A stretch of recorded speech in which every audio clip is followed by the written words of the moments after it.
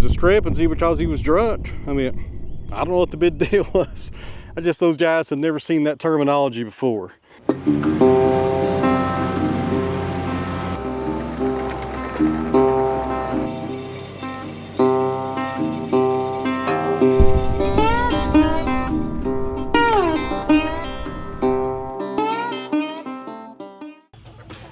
Watch out, watch out, watch out. I need a door that swings the other way. You guys get in the way every time. Come on. There we go. Come on out. I'm missing a few chickens. I bet they're in here laying eggs. Oh yeah. Hard at it right there. I'll leave you girls alone. Welcome back to the sawmill, friends. It's going to be pretty busy around here today. We've got some logs that should be here in about 45 minutes. So while we're waiting on him to show up, let's get on the T25 and go mow around the kiln real fast. You guys hang in there. But I'll tell you what, guys, I think I'll move the tractor out of the way and use the Skag this morning. This 6-foot deck right here will make short work down there around the kiln and the wood shop. This is a really nice mower. We got about 15 hours on it, and I'll tell you what, guys, I should have bought me a zero-turn mower a long time ago. I should probably sell that little T25 over there. It's a good tractor, it's just that I don't think I need it anymore.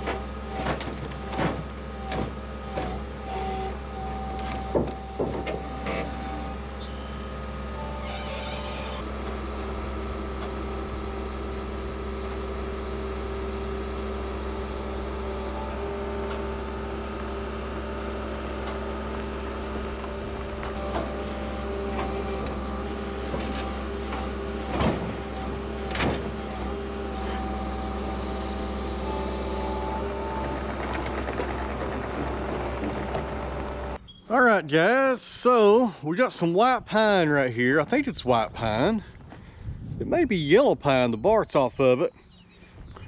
We're actually doing some horse trading on this. I'm gonna saw these into 1x6s for him. And there's another one back there. And over there, we got some cedar. Some of those are too small for the mill, but we'll probably use those for fence posts. And as far as the trading goes, Andy there, the guy that brought those logs, he's selling his sawmill, so he's no longer doing any kind of sawmill work, of course. So he brought me his pallets right there. That's the same pallets that I use. And he does something I do not do. It's probably a good idea. The first layer on the pallet, the stickers right there, he permanently screwed them down. So I should probably learn from him and start doing that. But we got 3 pallets right there, and I tell you what, I needed those. I could use 20 of those, but I'll take them. So we're trading these pallets right here for me doing some custom sawing for him.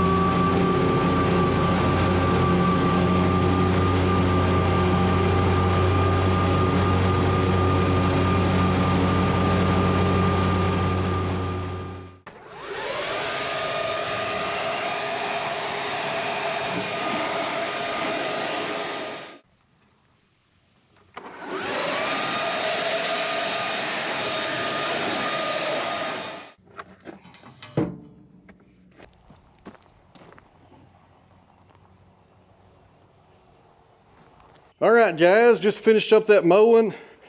And if I've not mentioned it yet on this channel, this Scad Cheetah is amazing. If you're looking for a zero-turn mower, I'd give this one a good hard look. Not sponsored, paid full price. It was about $16,000. We got the 6-foot deck with this one, about a 40 horsepower Kawasaki. And I tell you guys, we should have bought this years ago. Me and the wife talked all the time in the past about getting a zero-turn mower. And now we say to ourselves, every time we use this, we should have done this a long time ago. Man, that's a nice mower. And that suspension seat right there is the real deal right there, guys. We got a lot of uneven ground here at the farm, and that's nice to use right there. All right, guys, moving on to something else and kind of changing gears on what we're doing. This right here is something you probably thought you would never see on this channel.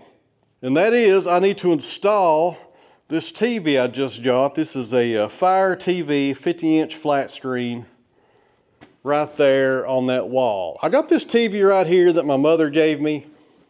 It's almost 20 years old. It's going out. You can't hardly see it anymore. And I'm putting Starlink up here as well in a few days so we can have internet up here. So I thought it'd be nice to have a TV mounted right there on the wall. Not sponsored by Amazon, but my goodness, I wish I was. I spend a lot of money on Amazon. This is a 50-inch 4K TV, and I tell you what, guys, it's amazing what they cost nowadays. This one was $200. I can remember when TVs were like $1,000 for like a 48-inch flat screen. It's crazy how cheap they are nowadays. But having said all that, I'm not going to bore you guys to death with watching me hang a TV on the wall. So we'll do it this way. All right, guys, there we go. I should have Starlink here tomorrow, and after that we can have some internet up here, because I'm thinking about starting to do my lives up here in the future instead of the clock house.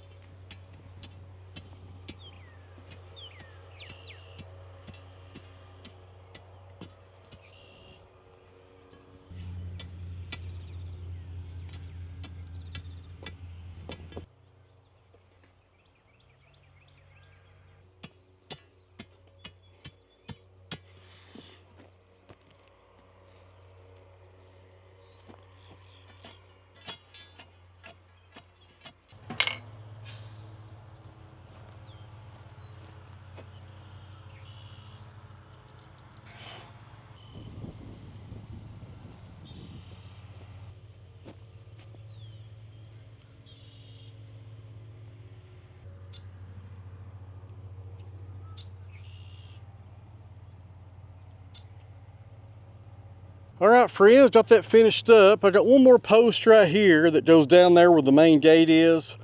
I think I'll install that today just to get that finished up down there. But this run right here is pretty much done from this corner right here all the way down there where we started. My goodness, things are coming along here. I try to do about 5 posts a day up here, and that right there will be number 5 once we put it in. And these are going pretty good, guys. I'll tell you what, I'm pretty happy with it. These line posts, as long as you tamp them down with that tamp bar, they're pretty darn solid. In an ideal situation, if I had plenty of money, I would pour concrete in every hole, but that'd be a lot of money in concrete right there. But these are looking pretty good. I'm pretty happy with how it's looking so far. And now that we have this finished up right here, I can either start pulling wire on these sections, or more than likely, we'll be heading down there with the excavator beside the creek and getting all that cleaned up.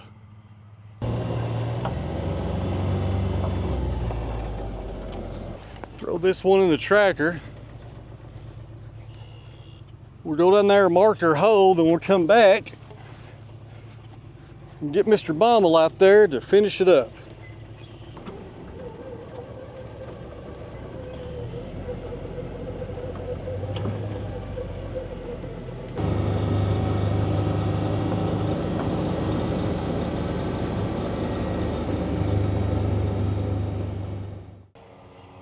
So right here we have this post on the right. That's where our latch is for the gate. And over here we got a corner post. And this is only about 11 feet right here, maybe 12. Nowhere near wide enough to pull fence wire, so I'll probably end up putting a cattle panel right here. And since cattle panels are kind of weak, we'll put a post right here in the middle.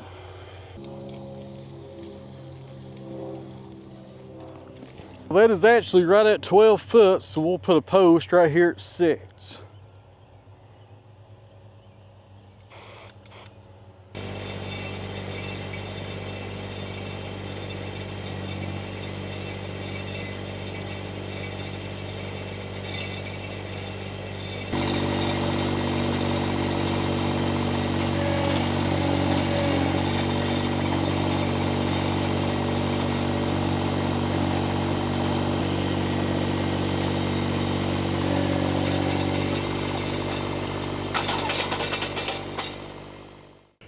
Let's clean out this hole. I don't know if you guys could tell in the video there. I was hitting some rock on this one. I had a hard time with it.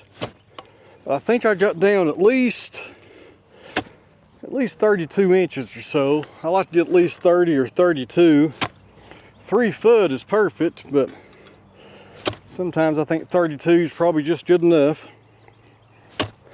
Man, this is some dry stuff right here. We could definitely use some rain. Man, it's been dry here lately.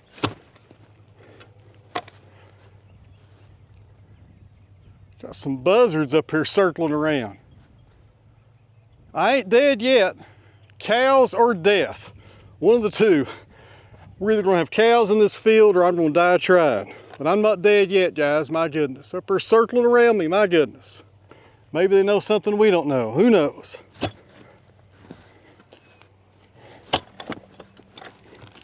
Cows or death, my goodness. That's what it feels like sometimes though. Okay, we are at 30, and that's about 31 inches right there. I may go just a little bit deeper.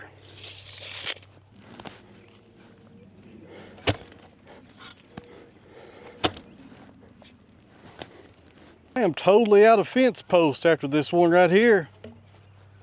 We'll be heading to the co-op, it looks like, grab some more. So back about I think 1999, maybe 2000, I can't remember. I was in college. Actually, it was 2001, as I remember it was after 9/11. But anyways, I was in college and I got a job at the local hospital working as a physical therapy technician, which pretty much means the physical therapist would walk a patient in the hospital and I'd be on the other side holding them up, or I'd push a chair behind them, stuff like that. Pretty neat job. I enjoyed it. I've done it for about 3 years. I was contemplating being a physical therapist at one time, but I changed my major to criminal justice shortly after. But anyways, when you work in the healthcare industry, particularly in therapy and rehab and stuff like that, there's a lot of common terminology, and one of them is gait, which is pretty much how somebody's walking, their gait. I'm going somewhere with this. I think it's a pretty funny story. I tell this story all the time. So I used to write a lot of reports at the end of the day saying, you know, such and such had a good gait. We walked 200 feet with no assistance, you know, stuff like that. So fast forward a few years later, I'm doing my field training at the police department when I'm a rookie. And my field training officer was a guy named Justin Quillen. He's actually still there. And I think he's the deputy chief now or something, I can't remember. Real sharp cop, really good guy to train you. So anyways, we're out on a call, and it's a 1058, which means intoxicated person. So we go up, and I think it might have been the first time I ever arrested somebody. And I should get a shovel instead of using my boot here. Don't go anywhere. I'm at the report writing room doing my first ever arrest report, and I want to knock it out of the park. You know, you're in field training, you want to look good in front of your lieutenant and your field training officer, etc., etc. So I remember I got done with the report, done the affidavit, done all the jail paperwork, turned it into Justin, because he had to approve every report that I did before it went to the records department. And I'll never forget it. I handed Justin the report, and I'm sitting there on pins and needles hoping he don't rip it in two and he approves it, you know, and all that stuff. And I look over there and he's kind of grinning, and I'm thinking, man, I must have put something in there, you know, hit the wrong code or something, I don't know. I feared I really messed up on it. But he just sitting there smiling and looks over at me and goes, I gotta show this to Free. Well, Les Free is our watch commander. He's over the whole shift. And jumps out of his chair, goes running back there to the watch commander's office, and here I am sweating. I'm sitting there thinking, my goodness, what did I do wrong here? Did I get the wrong name? I mean, what have I done here? I'm going over it in my head. And Les comes walking out of the back, and he walks really slow so you can hear him coming from a mile away. And Justin's behind him, and they stop and look at me, and Justin goes, discrepancy in his gait. And I'm here looking at them and thinking, well, yeah, a discrepancy in his gait. We watched him walk down the street, and he was all over the place. There was a discrepancy in his gait. You know, he didn't look normal. And Justin and Les said in all their years of police work, they had never seen a drunken, a guy get arrested for public drunkenness. And the narrative or the affidavit say discrepancy in their gait. He printed it out and actually put it on the bulletin board so everybody could see it there for the next 12 hours and make fun of me. Which I thought was pretty funny too. But I think about that story sometimes, a discrepancy in his gait. But it made sense to me.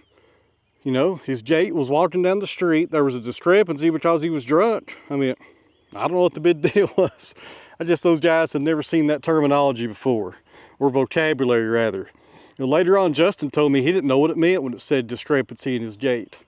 And Les actually approved the report and sent it right on to records. I thought he might tear it up and throw it away and teach me a lesson on using so-called fancy words that he called it later on, but I got away with it. It went on through, and there you go. And from that day forward, every time I made an arrest on somebody and I observed them staggering down the road, I always put that in my narrative. You know, I was a cop for almost 15 years, and that was in every one of my affidavits, discrepancy in their gaits. Tell you what, if we don't get no rain, ain't gonna be much hay to cut here in a few weeks. I guess we'll still cut it, but it ain't gonna be much. So the next time you're out with your family or your friends or whatever, and you see somebody kind of, you know, walking around like they're struggling, because there's a lot of people out here nowadays I've noticed, either on some kind of medication and they're intoxicated or alcohol or something. It seems like it's everywhere you look nowadays. But look at your family and say, there's a discrepancy in his gait. There's something going on with him. I bet nobody will know what you're talking about. Unless you're married to a physical therapist. Then they're going to know. I'm not sure which one of you are supposed to be cleaning this windshield, but my goodness, you are really getting behind here. Man, this is ridiculous. I need to take today, tomorrow probably, and just wash this tractor down. It's filthy.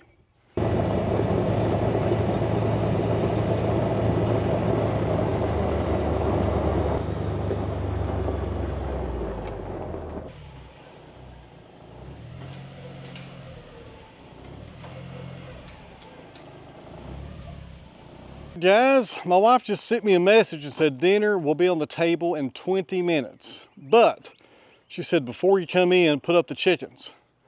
I better take care of that or I might not eat tonight. That right there, that black one is one of the oldest chickens we have. She's just about 6 years old, I think. She hasn't laid an egg in a long time. But she still does produce manure, so that's one good thing we get out of her, because I use manure in the garden, and next year we're going to use it in the hay fields also. I just got to find myself a manure spreader that's not either ate up with rust or not $10,000. Those things are expensive. All right, girls, coming through. Goodness, goodness, goodness. How we doing today, ladies? Check out this swing that my wife built for them. They get up there and swing back and forth while they eat sometimes. It's kind of funny. So this right here, guys, was the find of the century yesterday. Got this off Facebook Marketplace. It doesn't work, which we didn't want one that worked. And it didn't have a bunch of old meat or something in it and stink real bad. This is a freezer. Of course, it doesn't work anymore, like I said. But this right here is perfect for storing food for your animals. These are really handy to have. I've been watching Facebook for a long time for one of these, for a free one, and we finally got our hands on one yesterday. And one of these bags, there it is. Sunflowers. They'll come up here for that, then we'll shut the door in. Yeah, buddy. Go around to the door. My goodness, look at them. Chickens are dumb sometimes, I'll tell you what. You cannot come through the wall. You gotta go around. See if I can bait you guys over. My goodness, I'll tell you what. Keep it coming. There's a door right there. You go in and out of that door every day of your lives. You think you'd already know it's there.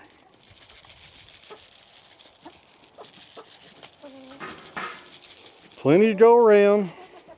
Keep it coming. Keep it coming.